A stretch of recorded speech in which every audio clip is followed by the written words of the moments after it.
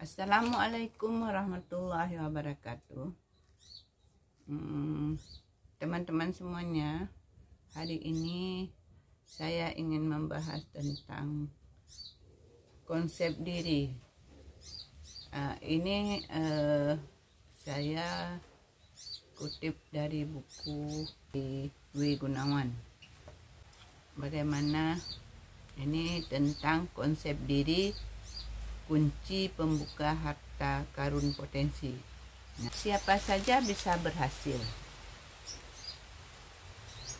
Ini dicerita tentang seorang temannya. Saya mempunyai seorang kawan karib bernama Aris yang memberikan bimbingan belajar untuk SMP dan SMU.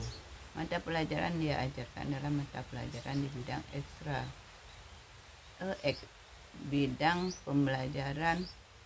mata pembelajaran di bidang eksakta seperti matematika, fisika, dan kimia. Kawan saya ini selalu berhasil membantu meningkatkan prestasi akademik anak didiknya. Berarti dia berhasil membantu peserta didiknya berhasil. Kabar terakhir saya dengar adalah dia berhasil membantu seorang anak yang selama ini terkenal sangat kurang kemampuan akademisnya. Anak lamban ya. Anak didik yang satu ini sebut saja si Sam. Atau siapa aja si Doni kek. Mempunyai kasus yang unik. Sewaktu kecil, Sam pernah menderita panas yang semakin tinggi sehingga mengalami kejang-kejang dan tidak sadarkan diri. Ternyata kejadian itu membuat dampak negatif pada otak Sam. Di anak yang panas tinggi itu sangat bahaya ya. Berikibatkan berpengaruh juga kepada otaknya. Dan keadaan seperti itu menurut cerita teman saya, orang tua muridnya sebenarnya juga telah putus harapan akan masa depan anak mereka. Sewaktu teman saya ini diminta untuk mengajar Sam, saat itu si anak duduk di kelas 1 SMU. Udah dewasa, udah besar ya. 3 bulan lagi Sam akan menghadapi ujian kenaikan kelas. Teman saya Aris membantu membimbing dan mengajar Sam, namun Sam tinggal kelas. Tidak mudah memang menangani anak yang seperti itu. Yang telah sekian lama dipandang sebagai anak yang tidak mampu. Oh, memang udah dijuluki tidak mampu, sebenarnya mampu lah.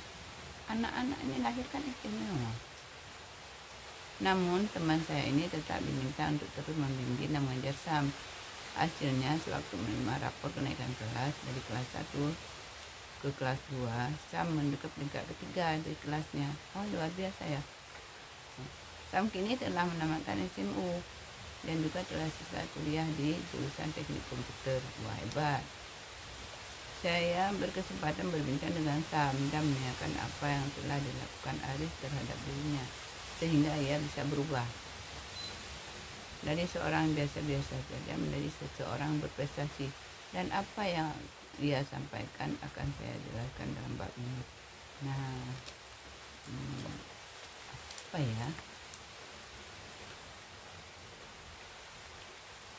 Bulan Juni 2002 yang lalu saya mendapatkan telepon dari seorang ibu yang berkeluh kesah mengenai putra ketiganya, Indra, yang telah 2 kali tidak naik kelas dari kelas 2 SMU ke kelas 3. Ini putranya dikeluarkan dari sekolah karena tidak mau lagi bersekolah. Yalah, anak-anak yang udah tinggal kelas seperti di SMU ya, malu. Saya lalu mengundang Indra untuk menginap di rumah saya. Dari pembicaraan kami, akhirnya saya tahu bahwa Indra tidak termotivasi untuk bersekolah karena baginya sekolah adalah sesuatu yang membosankan dan tidak ada gunanya. Dia tidak tahu apa guna dia bersekolah. Ya juga ya, karena kalau di sekolah itu tidak menyenangkan, anak-anak tidak suka dan tidak ada motivasi juga, anak juga tidak suka. Setelah beberapa kali bertemu, berbicara dan bertukar pikiran, akhirnya Indra memutuskan untuk bersekolah lagi. Oh, alhamdulillah kamu sekolah lagi dan menjalani suatu kehidupan baru. Indra akhirnya pindah ke sekolah lain. Ia bukan di sekolah yang sama, dia tidak pindah sekolah. Kini ia sangat bersemangat untuk ke sekolah. Udah hujan ya, pemirsa. Agak ribut. Kini ia sangat bersemangat untuk ke sekolah. Dari segi prestasi akademis, ia masuk dalam 10 besar kelasnya.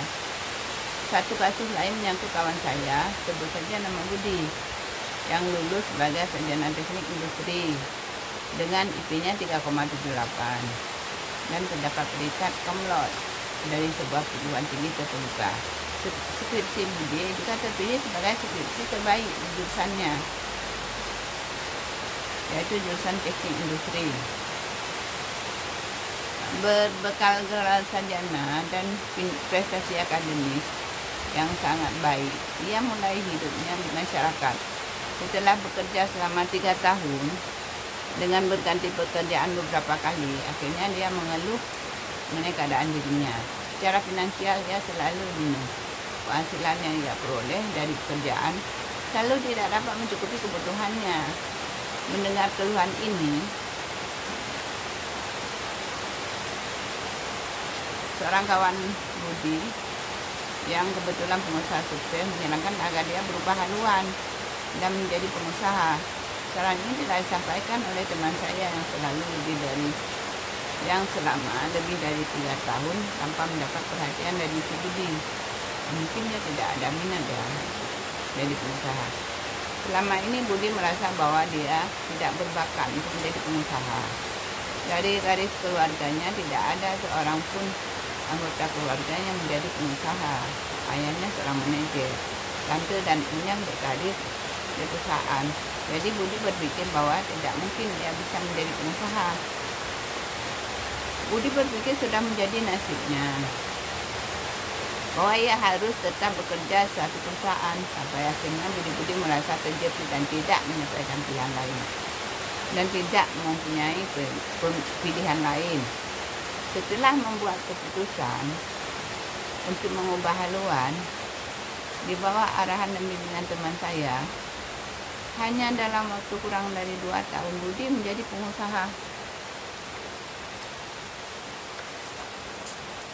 Pengusaha yang penghasilannya 15 kali lipat dibandingkan dengan penghasilan saat dia bekerja di perusahaan. Wow, luar biasa ya. Tiga cerita nyata ini sebenarnya punya kesamaan. Kawan saya Adis dan Budi pun mengerti kunci rahasia pembuka peti harta karun potensi diri, yaitu konsep diri. Nah, rupanya dengan ada konsep diri kita yakin bahwa kita mampu, kita bisa. Nah, kita bisa jadi guru, kita bisa jadi pengusaha, kita bisa sukses menjadi dosen, tidak apa. Cuma kita harus menenangkan bahwa kita bisa.